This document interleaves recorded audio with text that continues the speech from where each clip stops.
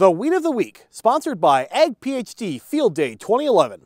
Attend the free Ag PhD Field Day July 22nd on the Hefty Farm near Baltic, South Dakota. You'll see dozens of plots, a live tiling demonstration, a ride and drive session with new technology, a host of celebrities, and Brian and Darren showing you what's working and what's not on the farm. This will be our biggest event ever, so don't miss it.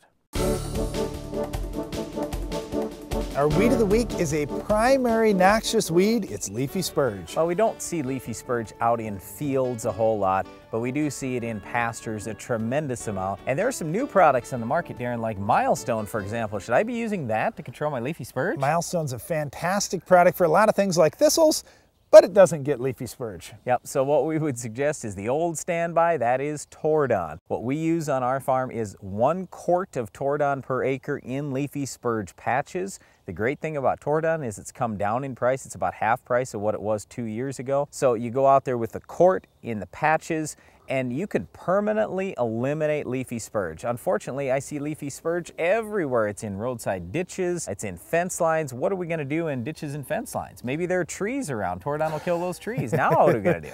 Well, okay, if you want to control it quickly and easily, you could use something like 2,4-D. The key to 2,4-D would be to do it early in the spring or later in the fall, just before a hard killing frost. Those are two great times to control it. Yeah, now see, here's where I'm going to disagree. You're not going to get control out of 2,4-D unless you're spraying usually 3 times a year for 3 years. That's kind of our old method. You can spray once with Tordon with a quart, or you can spray 3 times a year for 3 years, so 9 treatments of, say, LV6, a quart rate, maybe even a quart and a half, whatever you could possibly use, highest labeled rate. I mean, you're going to be spraying a lot of times, and you're just going to burn the top growth off, and that's an important thing to keep in mind. The other thing is, let's say that you're going over those ditches and you know what, there might be a little bit of water there, or you might be really close to a creek or a river or stream. There are some safe options like a water-based 2,4-D that you could spray. There are some aquatic labels. Yep. That would be a good thing, because Tordon, you really can't get close to the water because it is harmful to fish. It's very safe to humans, but harmful to fish.